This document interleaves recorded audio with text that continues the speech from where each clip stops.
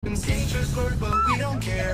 Thrill of risk is in the air. Push our limits, break the mold. Stories waiting to be told.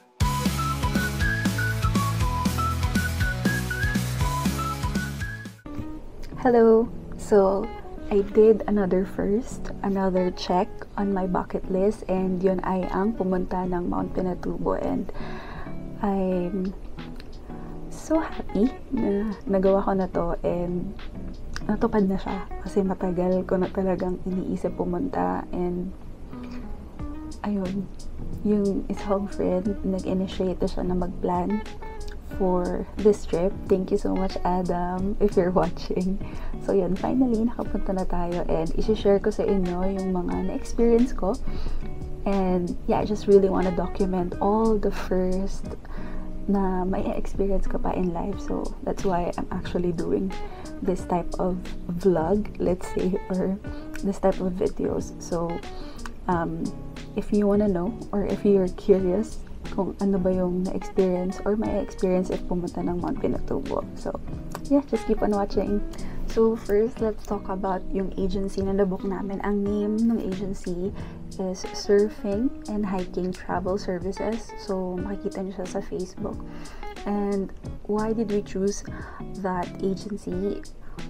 Kasi meron siyang pick up sa South. So we are from Batangas and Laguna. And yung pick up nila is from Lucena to MOA. After namin ma-pick up, ang destination kasi namin is Capas Tarlac, since Capas Trail yung dadaanan namin. So pagdating ng Capas Tarlac, nag-bis lang kami for the trek and then kumain ng breakfast.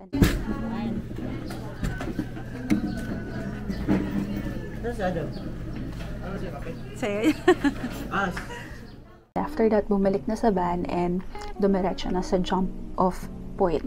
Pagdating namin doon, marami talagang tao. So, especially if weekends kayo pupunta. So, expect nyo na yung tao. So, yung group namin ready naman. 4 kami. Kasi 4 lang yung pwede sa 4x4. Isang guide and then isang driver. So, ayun. Also, take note na yung mga 4x4, hindi kayo makakapili. Hindi nyo pwedeng i-request na open or close yung masasakyan nyo. So, ayun. Ang nakuha namin is closed na 4x4. At first,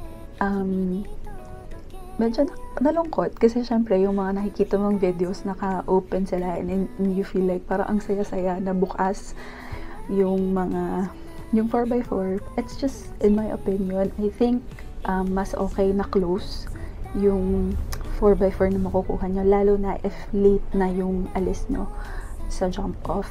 Mataas na yung araw, and ang 4x4 ride is 1 hour mahigit. Tapos bumpy pa siya, diba? So, you know, kung okay naman yung mga kasama mo, you're with good friends, good companion, I think the adventure would still be good kahit anong circumstances or conditions yung fini-face nyo. I think at the end of the day, naging okay naman yung experience namin dun sa closed na 4x4. So yun, ang naging guide namin is si Kuya Philip. Okay naman sila, mababait. Especially yung guide, hindi ka talaga pababayaan sa trail. Ang first na titigilan is yung dalawa lang naman kasi titigilan ng 4x4. It's Toblerone Hills for picture taking, and then yung parking na mismo kung saan magsisimula yung trek. So bumaba muna kami ng Toblerone Hills. Yung Toblerone Hills, ang ganda niya din. No, medyo nauna kasi kami sa iba na mga kasabay namin. So, yung unang baba namin, medyo na solo namin siya. And, it's nice, actually. Sobrang, pag nandun kasi parang ang tahimik. And, yeah, mukha siyang Toblerone. So, we take pictures there. Yun na ang picturean session. Yeah. Ikaw, satisfied ka naman?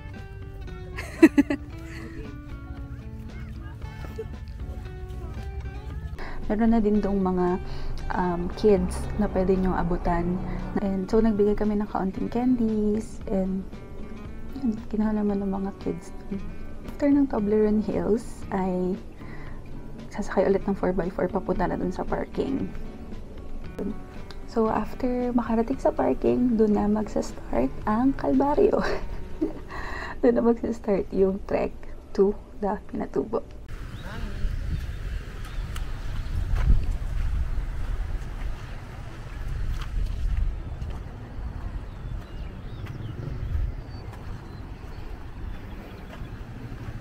So, we started the trek. Ang kasama na lang namin is si Kuya Philip kasi yun naman, guest and guide na lang yung kasama papunta sa crater.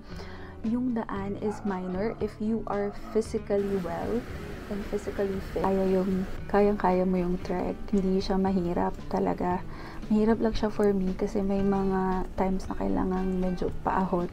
Kasi elevated pa rin naman yung lugar na yun. So, medyo hinihinga lang ako sa mga part na yun. And okay na okay lang magpahinga. So, palagi ako nagpapahinga, palagi ako nahuhuli, but yung mga guide naman, nag-iintay sila, iniintay ako ni Kuya Philip, and madaming tao, so hindi mo mafe-feel na, wala na, naiiwanan na ako, hindi mo mafe-feel na ganun, kasi nga, ang daming tao, ang daming nagpapass, ang daming mong kasabay, so, okay na okay lang magpahinga, at maiwanan minsan. Ayun. How are you? Pagod. Pagod. Super pagod. Super pagod. Adam, how are you? Adam, how are you? Good. Still good. I'm no good. Ang ganda nung ano dito, oh. Background kasi green na green. So, yung trek, mabato, masand, and meron ding may mga, hindi ko kasi masabi kung ilog ba siya or sapa. Basta merong mga tubig na dadaanan, may mga bato-bato. So, ang sinuot ko is sandals from Tribu. And trekking sandals, tawag doon, hiking sandals from Tribu. And okay siya kasi nga mababasa.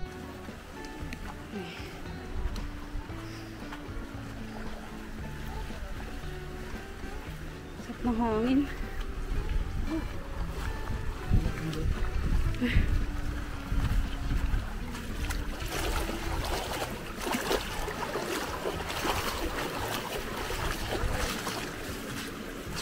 So, kapag naka-sandals ka, tapos ano ka dun sa water, ma-refresh ka rin kasi sobrang lamig niya. So, ayun, mas okay siya kaysa sa shoes. For me lang ha. Hindi rin naman ako nagkasugat sa mga bato-bato and wala naman akong na-feel na kung ano sa paa.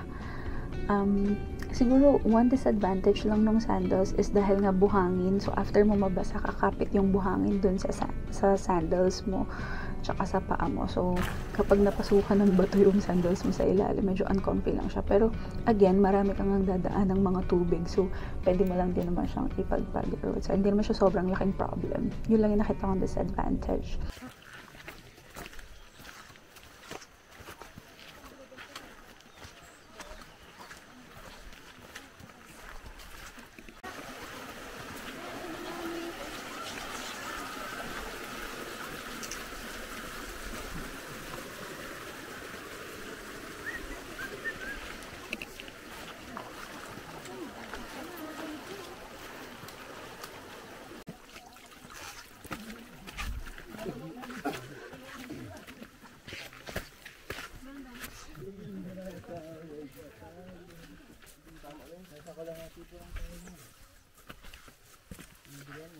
Malalaman mo, malapit ka na sa crater kapag nakita mo yung sign na crater and yung hagdan.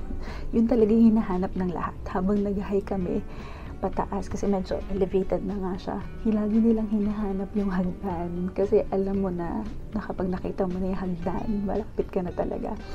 So yung hagdan, hindi siya sobrang mahaba. Kasi ako, I was expecting na ang haba niya, pero hindi naman, hindi siya masyadong mahaba.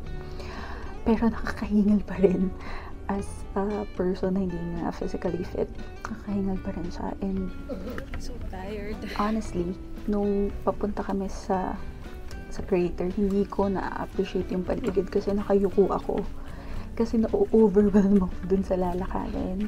And ang technique ko, nakatingin ako sa paa ko, nakayuko ako para hindi ko makita na mahaba pa or hindi ko makita na pataas siya. Kasi pag nakita kong pataas, alam kong hihingalin ako, mas nahihirapan ako. So anyway, hindi ko siya na-appreciate nung papunta, nung pabalik. Tsaka ako nagmuni-muni kasi sobrang dali niya na pabalik. For me, mas madali yung pabalik as in. So, umakyat na kami sa may hagdan, and then makikita mo na yung sign doon na Mount Pinatubo Crater, and doon nagpapapicture mostly yung mga tao. Pagdating namin, maraming tao. Maganda? Maganda, madaming tao. I will tell you, sobrang surreal nung Pinatubo, as in, yung view, hindi talaga siya ma-justify ng video. Sobrang ganda niya. Tapos parang ang lapit-lapit. So parang sobrang surreal lang and sobrang amazing. And sana lang na since mas dumadami yung mga turista, mas sumisikat siya dahil sa mga social media platforms. Sana hindi siya masira. And yeah, I just feel blessed na nagawa ko siya. I made it there with my friends. Grateful din sa friends na nakasama ko. Jerlyn, Jules, Cedric, Adam. Love you guys. Ayun, sobrang happy ko lang na nakita ko yun. Yeah, it was my first time seeing Pinatubo, and I'm so happy that I did it, that I joined, and my friend invited me to go, na natupad na yung mga plano out of the GC. So sobrang happy ko lang, and ayun, sobrang ganda na talaga, as in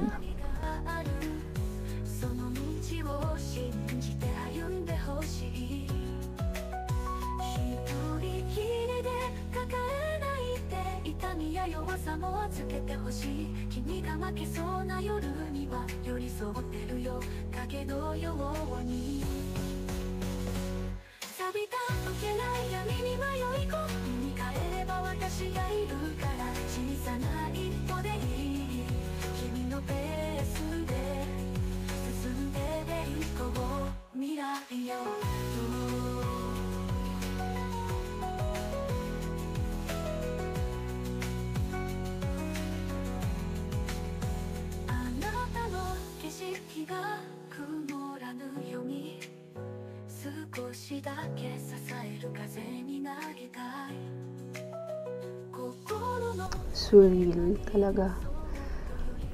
Para siyang painting, tapos parang kumikinang pa yung tubig. Ganun. And sobrang thankful na lang din na maganda yung panahon. So, ayun.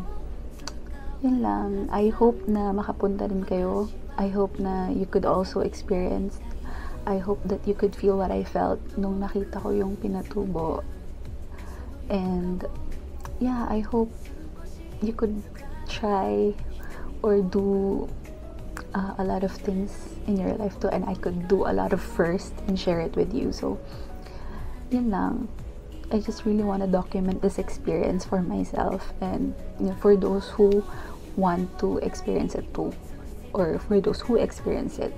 Yun lang, thank you, bye.